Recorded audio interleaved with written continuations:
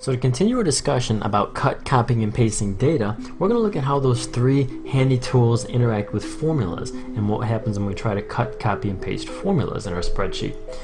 So I've got open, again, just a very basic example of 3 employees, and I'm tracking their quarterly data. And I'm going to go ahead and put in a formula to total up the 4 quarterly sales of Katie Sumter.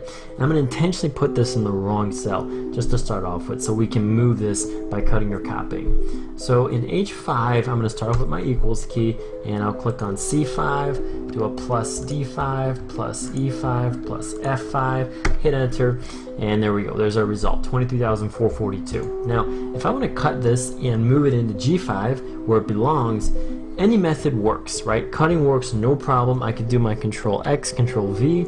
I can do my drag and drop with the mouse, right? Whatever you feel most comfortable doing, it works, okay?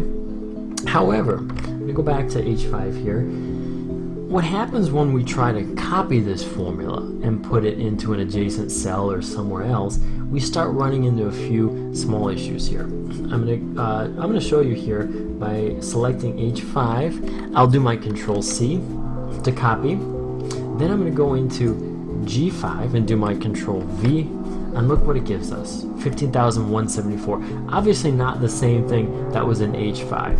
And if you take a look at your formula bar, you can start getting a hint as to what may have went wrong. If you look at the references very carefully, you'll notice it's actually looking at B5 to E5 instead of C5 to F5 to total up its result here. So what actually is happening is what's called a relative reference. Okay, it's kind of shifting around where we're getting the data, and I'm going to get into more detail about relative references and how to avoid those in the next video. But for now, the take-home point with this video is be very careful when you copy formulas, because if you're not, chances are you'll wind up with something that you're not expecting. So go ahead and let me delete what's in G5.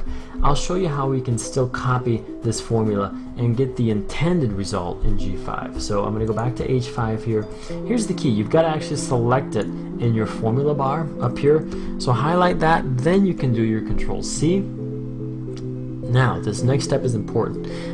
I've got to do an escape in order to get rid of all the selected cells in my spreadsheet before I click on G5 and then do my Control V to paste. Right? Only when I've done those steps, I'll have an accurate copied result in the G5. Okay, I can go back then into H5 and get rid of that inaccurate formula.